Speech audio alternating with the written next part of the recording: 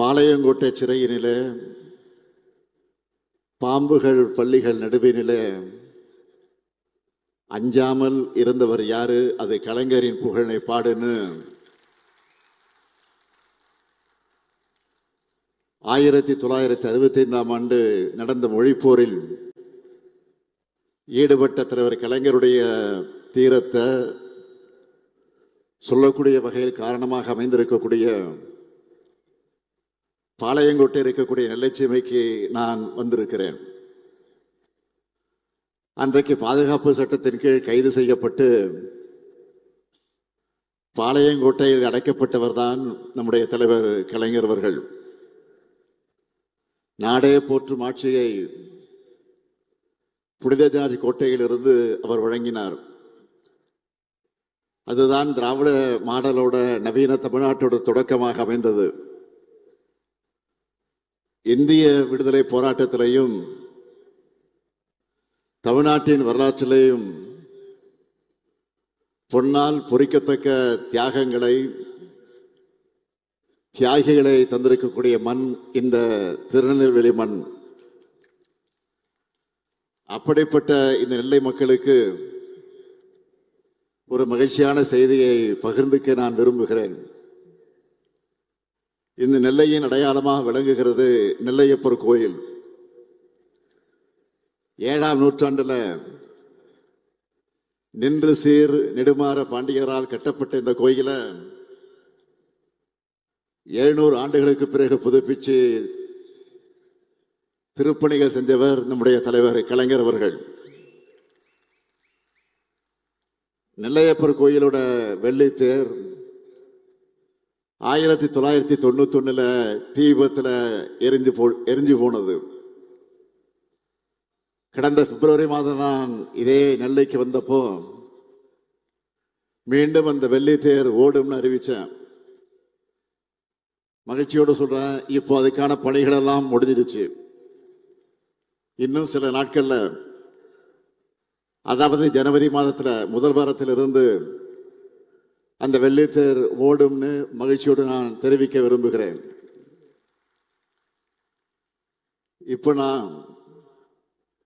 மகிழ்ச்சியில் மட்டுமல்ல பெருமையாகவும் இருக்கிறேன். அதுக்கு என்ன காரணம்னா, நேற்று பொருணை அருங்காட்சியகத்தை திறந்து வச்ச பெருமிதத்தில் கம்பீரமாக உங்கள் முன்னாலே நான் நின்று கொண்டிருக்கிறேன். பொருணை தமிழனுடைய பெருமை, இந்திய துணைக்கண்டத்தினுடைய வரலாறு இனிமே தமிழ் நிலத்திலிருந்து தான் தொடங்கி எழுதப்படணும் என்ற நம்மோட வாதத்துக்கான சான்றுகளை அறிவியல் பூர்வமாக நாம் நிறுவியிருக்கிறோம். நாம ஏன் கீழடி பொருணைன்னு நம்மோட வரலாற்று தரவுகளை தொடர்ந்து உறக்க பேசிட்டு இருக்கோம்? தமிழர்களான நம்மோட பண்பாடு தனித்துவமானது, முற்போக்கானது, இந்திய துணைக்கண்டத்தோட நாகரிகத்தினுடைய தொட்டிலாகவும் உச்சமாகவும் இருந்தது நம்முடைய தமிழ் மாநிலம்தான். அதுக்கு பல இலக்கிய சான்றுகள் இருக்கிறது. ஆனால் இலக்கியம் மட்டுமே ஒருபோதும் வரலாற்று சான்றாகாது. எனவே அதை அறிவியல் ரீதியாக மெய்ப்பிக்கவும் தொல்லியல் சான்றுகளை சேகரிக்கவும் நாம் மேற்கொள்ளக்கூடிய காலப்பயணம்தான் அகழாய்வுகள். இந்த நிலையிலே தான் கீழடை தொடங்கி பல வரலாற்று இடங்கள்ல நாம் மேற்கொள்ளுகிற அகழாய்வுகளுக்கு ஒன்றிய பாஜக அரசு எப்படியெல்லாம் தடை போடுறாங்கன்னு தொடர்ந்து அமலப்படுத்திக்கிட்டு இருக்கோம். அவங்களோட எண்ணம் என்ன? தமிழர்களுடைய வரலாற்று தொன்மையை நிரூபிக்கக்கூடிய ஆய்வுகள் எதுவும் நடக்கக்கூடாது. மீறி நடந்தாலும் அந்த ஆய்வு முடிவுகள் வெளியிலே வந்துவிடக்கூடாது. இப்படிப்பட்ட எண்ணம் கொண்ட தமிழ் மீதும் தமிழக மீதும் வெறுப்போடு செயல்படுகிற எதிர்த்துத்தான் நாம் இன்றைக்கு உறுதியோடு எதிர்த்து போராடிக்கிட்டு இருக்கிறோம். இல்லாத சரஸ்வதி நதி நாகரிகத்தை தேடி அலைகிறவங்களுக்கு கண் முன்னே நாம் வெளியிடுகிற ஆய்வுகள் தெரிகிறது இல்லை. அதுக்காக நாம் சோர்ந்து போய்விட முடியுமா? நம்முடைய கடமையிலிருந்து நாம் பின்வாங்க முடியுமா? நம்முடைய வரலாற்றை விட்டு கொடுத்துட முடியுமா? நிச்சயம் முடியாது. 2000 ஆண்டுகால சண்டை இது. இதில் நாம் தோற்ற மாட்டோம். நாமும் தொடர்ந்து அடுக்கடுக்கான சான்றுகளை வெளியிட்டுக் கொண்டே இருக்கிறோம். சான்றுகளை ஆய்வறிக்கைகளை வெளியிட்டால் மட்டும் போதுமா? அறிவு தரத்தில் போராடி கொண்டிருந்தால் போதுமா?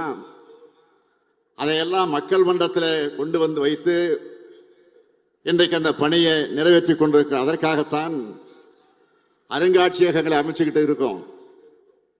13 ஏக்கர் நிலப்பரப்பில் 54,296 சதுரடி பரப்பளவில் பொருணை அருங்காட்சிய அரங்கத்தை நான் திறந்து வச்சேன்.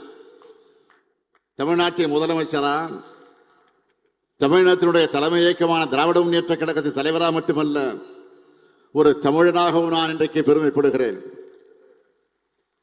நான் இங்கே கேட்க விரும்புவது, உரிமையோடு உங்களை எல்லாம் பார்த்து கேட்க விரும்புவது, நீங்க எல்லாரும் குடும்பத்தோட போய் இந்த அருங்காட்சியகங்களை பார்க்கணும். பார்ப்பீங்களா? பார்த்தே தீரணும். இந்த நேரத்தில் இன்னொரு விஷயத்தை நான் குறிப்பிட்டாகணும். கடந்த 2021ஆம் ஆண்டு ஒன்றிய பட்ஜெட்டில் ஆதிச்சநல்லூர் அருங்காட்சியகம் அமைக்க அறிவிப்பு வந்துச்சு. அந்த பணிகள் இப்ப எந்த நிலையில் இருக்கு? இன்னும் அதற்கான பணிகள் எதுவும் தொடங்கலை. ஆனா நாம் ஆட்சி பொறுப்புக்கு வந்த பிறகு தமிழ்நாடு தொழில் துறை சார்பில் சிவகளை உள்ளிட்ட அகழாய்வுகளை மேற்கொண்டு இப்போ உலகமே திரும்பி பார்க்கக்கூடிய அளவுக்கு பொருணை அருங்காட்சியகத்தை உருவாக்கி இருக்கிறோம். அதனால இந்த நேரத்தில் மாண்புமிகு மோடி அவர்களையும், மாண்புமிகு நிதியமைச்சராக இருக்கக்கூடிய திருமிகு நிர்மலா சீதாராமன் அவர்களையும் தமிழ்நாட்டில் கட்டியிருக்கக்கூடிய பொருணை அருங்காட்சியகத்துக்கு, கீழடி அருங்காட்சியகத்துக்கு வந்து பார்க்கணும். இந்த கூட்டத்தின் மூலமாக, இந்த விழாவின் மூலமாக நான் அன்போடு அவர்கள் அழைக்கிறேன். நீங்க வந்து பார்த்தாதான் தமிழருடைய நாகரிகத்தை எந்த அளவுக்கு தொன்மை கொண்டதுன்னு தெரியும். இதை மிகச்சிறப்பாக உருவாக்கி இருக்கக்கூடிய நம்முடைய மாண்புமிகு நிதியமைச்சர் தங்கம் தென்னரசு அவர்களுக்கும், கட்டி எழுப்பியுள்ள மாண்புமிகு அமைச்சர் ஏவா வேலு அவர்களுக்கும், அரசு அளவில் அனைவருக்கும் என்னுடைய பாராட்டுக்களை, வாழ்த்துக்களை நான் தெரிவித்துக் கொள்ள விரும்புகிறேன்.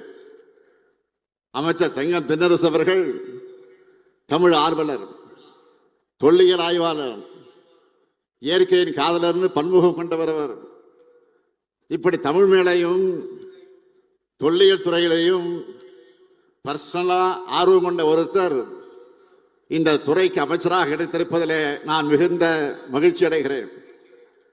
அதேபோல் தொல்லியல் துறையினுடைய செயலாளராக இருக்கக்கூடிய நிதித்துறையினுடைய செயலாளர் திரு உதயசந்திரன் ஐஏஎஸ் அவர்களும், அவரும் ஒரு தொல்லியல் ஆய்வாளர் தான். தமிழ்நாட்டு தனிப்பெருமையை உலகம் ஏற்றுக்கொள்ளக்கூடிய வகையில் உயர்த்தி காட்ட வேண்டும் என்று அக்கறை கொண்டவர் உதயசந்திரன் அவர்கள். இப்படிப்பட்ட 2 பேரும் சேர்ந்து ஏற்கனவே கீழடி அருங்காட்சியகத்தை உருவாக்கி பார்வையாளர்கிட்ட அது செம்ம இட்டாயிருக்குது. இப்போ பொருணை அருங்காட்சியகத்தை உருவாக்கி தமிழ் சமுதாயத்துக்கு ஒரு மாபெரும் வரலாற்று கடமையை ஆற்றியிருக்காங்க. நம்முடைய திராவிட மாடல் அரசு என்பது ஒரு கட்சியின் அரசு அல்ல, இனத்தினுடைய அரசுன்னு நான் தொடர்ந்து சொல்கிறேன். அதுக்கான பெருமைமிகு சாட்சி தான் கீழடியும் இங்கே அமைந்திருக்கக்கூடிய பொருணை அருங்காட்சியகம். வெளியில நம்ம எதிர்க்கக்கூடியவங்க, விமர்சனம் செய்யக்கூடியவங்க, தமிழன்னால திமுக தாயா, வேற யாராலையும் இதையெல்லாம் யோசிக்க முடியாதுன்னு மனசுக்குள்ள நிச்சயம் பாராட்டி கொண்டிருப்பாங்க. அது மட்டுமா, இன்றைய தினம் 235 கோடியே 94 லட்சம் 235 கோடியே 94 லட்சம் மதிப்பில் 33 முடிவுற்ற பணிகளை நெல்லை மாவட்டத்தினுடைய மக்களுக்காக நான் திறந்து வைத்திருக்கிறேன்.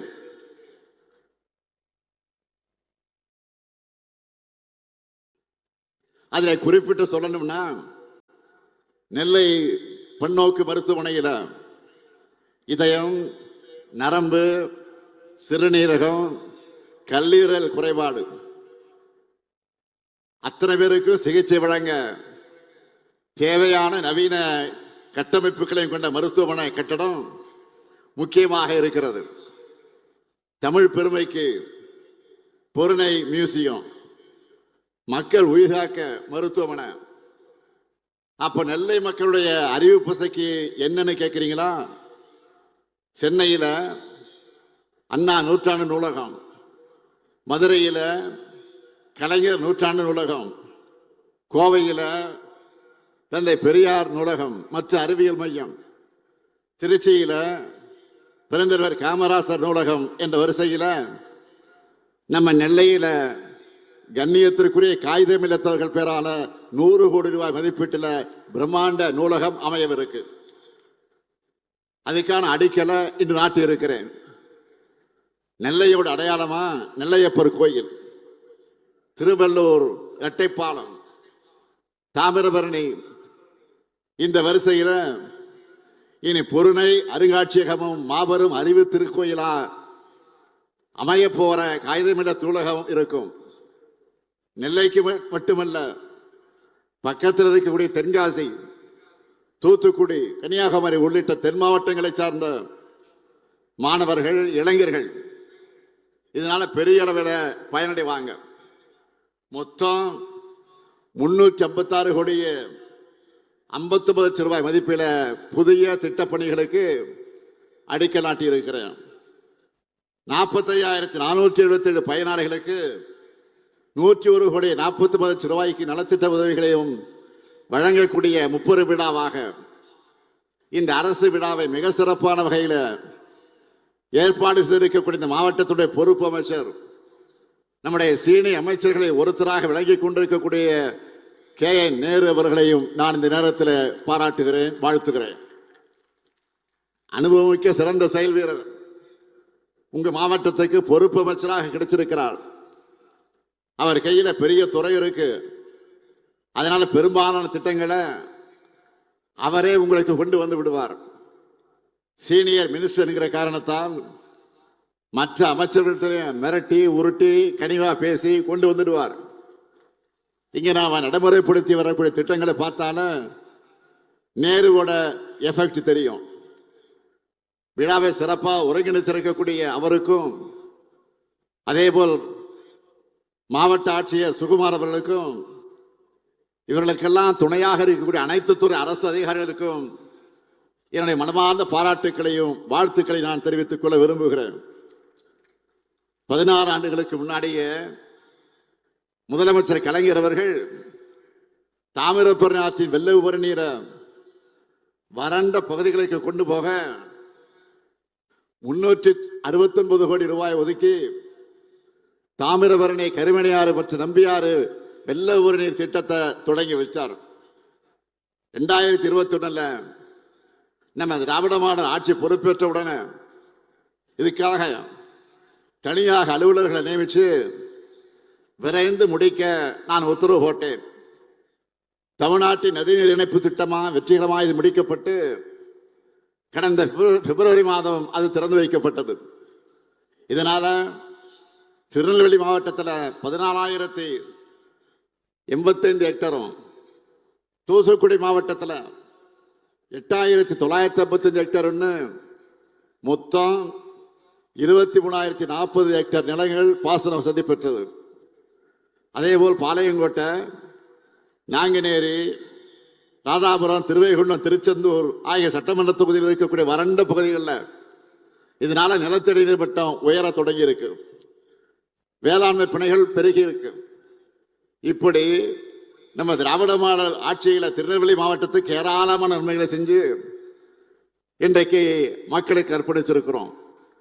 அது மட்டும் இல்லை, நம்முடைய முத்திரை திட்டங்களாக இருக்கக்கூடிய அந்த திட்டங்களை பற்றி சொல்லணும்னா இந்த நெல்லையில அதன் மூலமாக பயனடைந்திருக்கக்கூடிய அந்த திட்டங்களை பற்றி நான் தலைப்புச் செய்தியாக சொல்ல போகிறேன். பெத்த மகனை கைவிட்டாலும் கூட என் மகன் ஸ்டாலின் இருக்கான்னு தாய்மார்களுக்கு தன்னம்பிக்கை ஊட்டுகிற கலைஞர் மகளிர் உரிமை திட்டம். அந்த திட்டத்தில் இதுவரைக்கும் 2,56,000 பேருக்கு மாதந்தோறும் 1000 ரூபாய் வழங்கப்பட்டு வருது.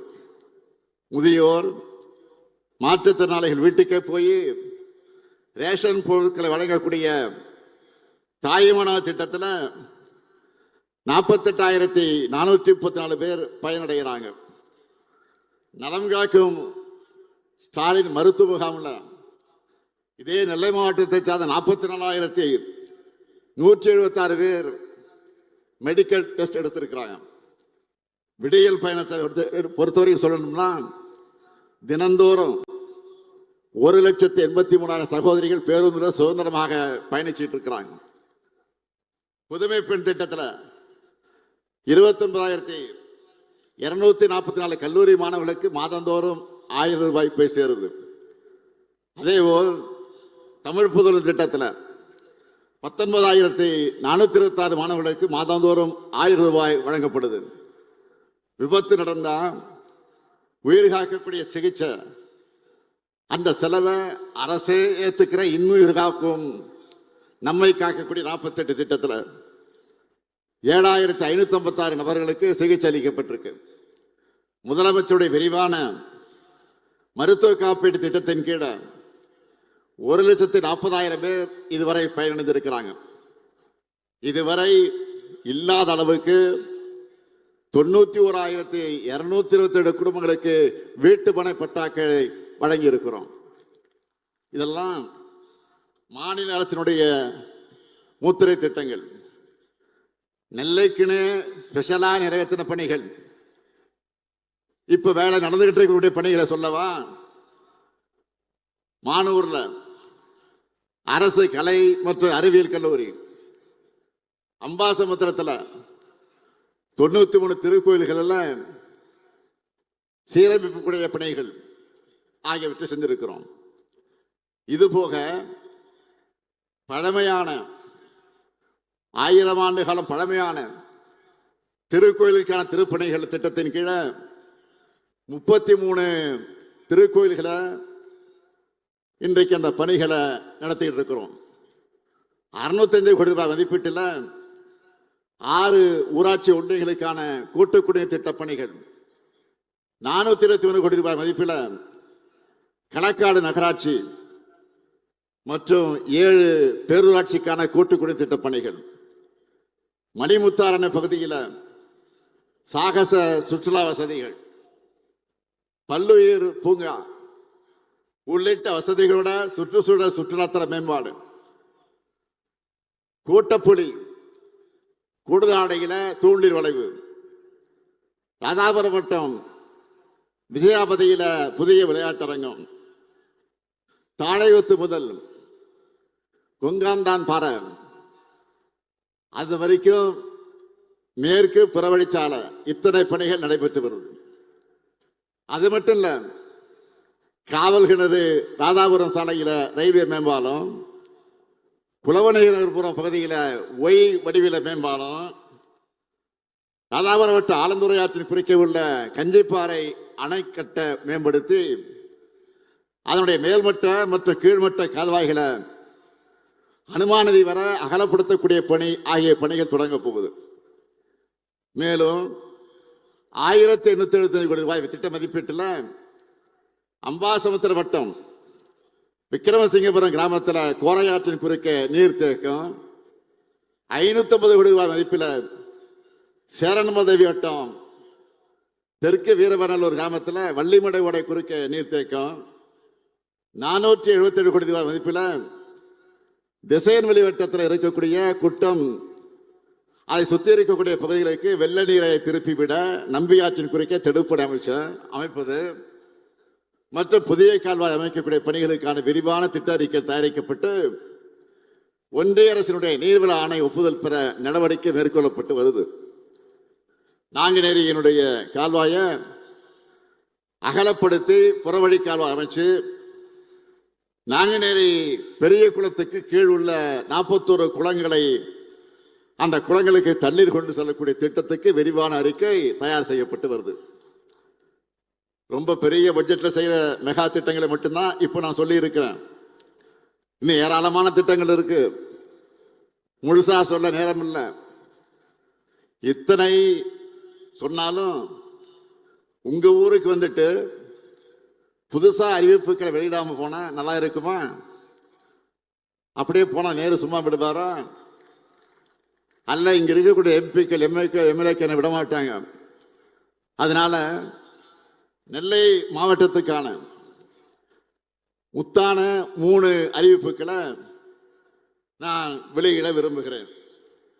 முதல் அறிவிப்பு, திருநெல்வேலி மாநகர் காந்தி நகர் அமைந்திருக்கக்கூடிய ராணி அண்ணா அரசு மகளிர் கல்லூரியில் 11 கோடி ரூபாய் செலவில் அனைத்து வசதிகளோடு புதிய மகளிர் தங்கும் விடுதி அமைக்கப்படும்.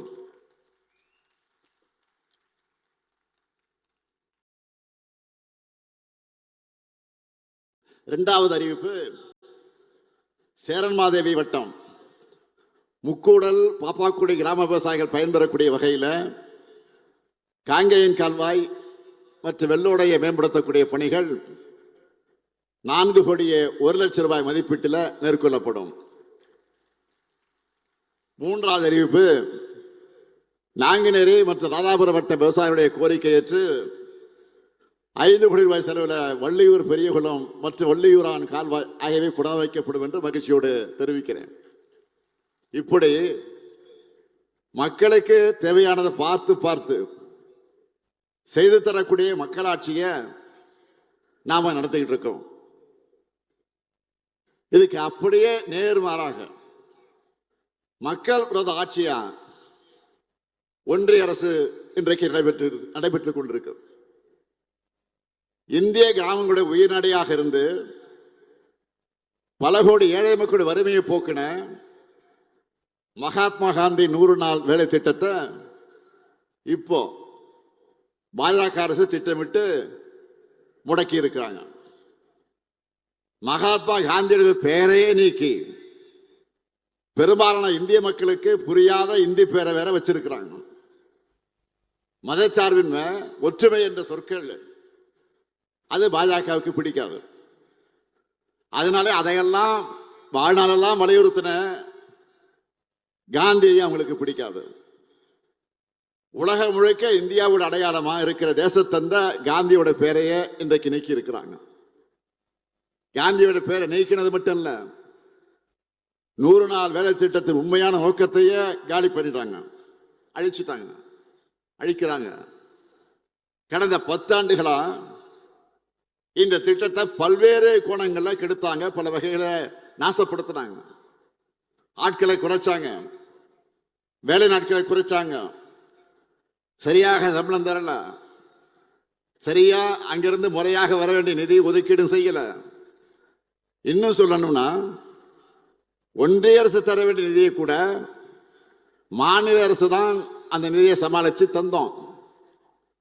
இப்படி கொஞ்சம் கொஞ்சமாக நாசம் பண்ண அந்த திட்டத்துக்கு இப்போ மொத்தமா மூடு விழா நடத்திட்டாங்க.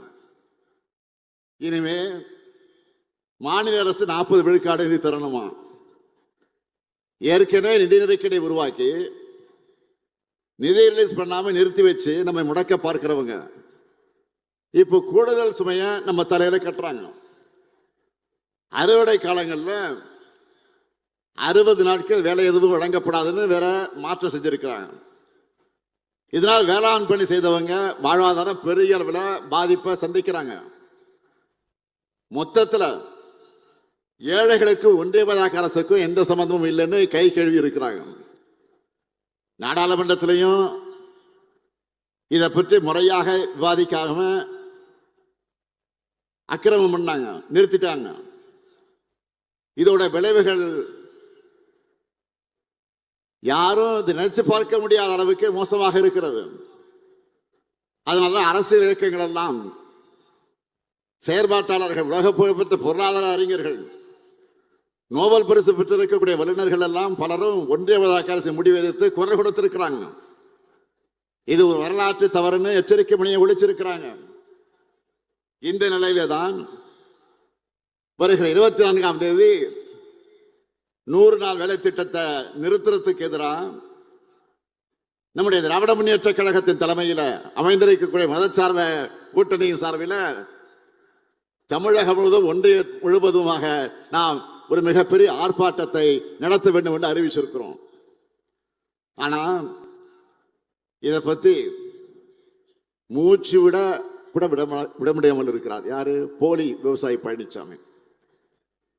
உண்மையான விவசாயியும் நான் தான் விவசாயின்னு சொல்றாரு. நானும் கேடிதான், நானும் திருடன் தான் சொல்லி சொல்ற மாதிரி நானும் விவசாயி தான் சொல்லிக்கிட்டே இருக்கிற இது வரைக்கும் வாய்த்து இருக்கல. ஏற்கனவே விவசாயிகளுடைய உரிமையை பறிக்க அவங்களால நடுத்தூரில் நிறுத்தி பெரிய போராட்டத்தை நடத்துனாங்க. எதுக்கு? 3 வேளாண் சட்டத்தை பாஜக அரசு கொண்டு வந்துச்சப்போ அதுக்கு பாஜக காரங்களெல்லாம் மூக்கு மேல விரல் வைக்கக்கூடிய அளவுக்கு முட்டு கொடுத்தார். யாரு? பழனிசாமி. என்ன சொன்னாரு? நியாயப்படுத்தினாரு. போராடுறவங்கெல்லாம் புரோக்கர்னு சொன்னாரு. அது மட்டுமா, சிறுபான்மையினருக்கு இலங்கை தமிழர்களுக்கு எதிரான குடியுரிமை திருத்த சட்டத்தை பாஜக கொண்டு வந்தப்போ நாடு முழுக்க போராட்டம் நடந்துச்சு. ஆனா இதனால எந்த முஸ்லீமும் பாதிக்கப்பட மாட்டார் மனசாட்சி இல்லாம சொன்னவர் யாரு? பழனிசாமி. இந்த துரோக லிஸ்ட்ல லேட்டஸ்டா அடிஷனலா 100 நாள் வேலை திட்டம் சேர்ந்திருக்கு.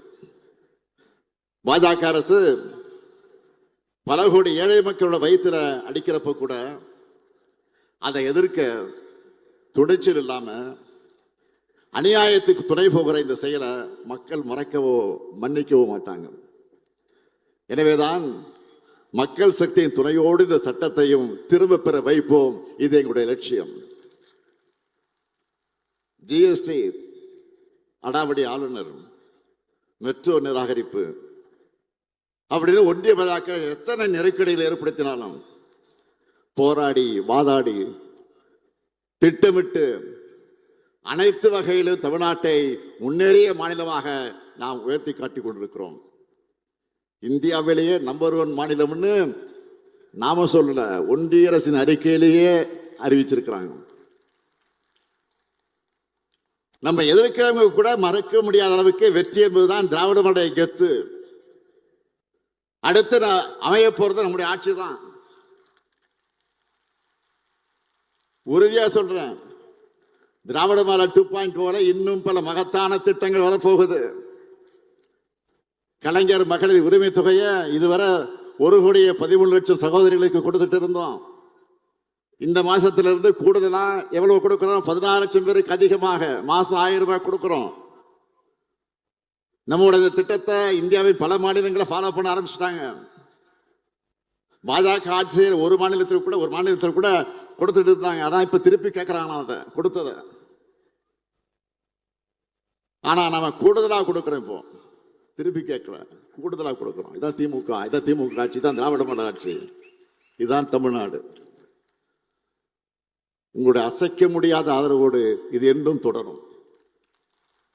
எத்தனை தடைகள் வந்தாலும் திராவிட மாடலால் தமிழ்நாடு வெல்லும், தமிழ்நாடு வளரும். நன்றி, வணக்கம்.